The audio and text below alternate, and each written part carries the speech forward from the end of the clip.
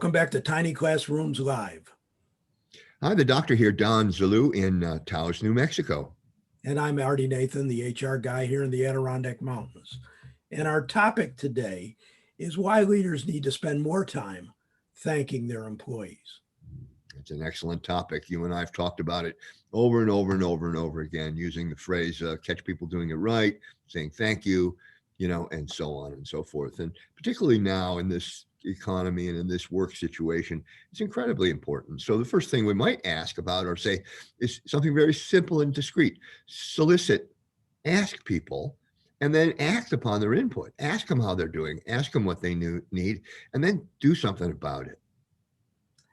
And then assume that they're being positive and trying to get their work done. Just because they're out of sight doesn't mean that they're goofing off someplace. You have to assume positive intent and thank them for what they're doing. Absolutely. And there's the old phrase of walk in their shoes. Well, we all know you can't really walk in somebody else's shoes, but what it really means is have some empathy. Have some empathy. Be interested, be concerned, be respectful of what the employees, your people, are going through. And look for small wins. People have a lot to do, and you're connecting with them all day long somehow, either through Zoom or texting or emailing. Set small goals. Thank them when they complete each. Right. And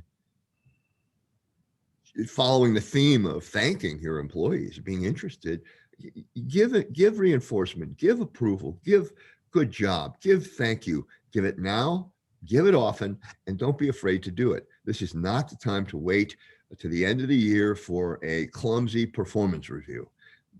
The performance review you give your people right now is right now, right now, right now. Just do it. And people often ask me when I was practicing HR, well, don't people get bored of getting so many thank yous? Don't they start taking it for granted? You can't give enough thank yous, and they won't ever take those for granted or think there's too many of them. That's right. I think that's absolutely right. And then tailor your thank yous, tailor your acknowledgement, tailor your questioning to the individual. Not everybody appreciates the same rewards, and not everybody appreciates the same way of asking them how they're doing. Look for motivators of people. There's lots of different things, 23, 24, 25 motivators that are kind of standard at work, and you've got to fit the motivator to the individual. And then reinforce your company's core values. You probably have them. They're probably in your handbook.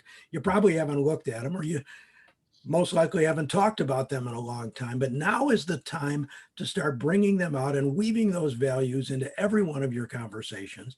And when people are living their values, it's another time to say thank you. That's absolutely right. And maybe last in our little list here today is make it peer-to-peer. When employees are grateful to each other, they reinforce the ideas of trustworthiness and dependability and talent. That's what builds a team, isn't it? Is peer-to-peer thank yous and acknowledgments and good jobs, right? Peer recognition helps to build the bonds across the organization, and it breaks down silos. Now's the time to do it and facilitate it. And you probably have these Zoom meetings with everybody on there. Ask people, well, what do you think about what Don just said? And give them an opportunity to jump in on the conversation. So with that, we want to say thank you for joining us again today for Tiny Classrooms Live. Thank you, and we'll see you soon.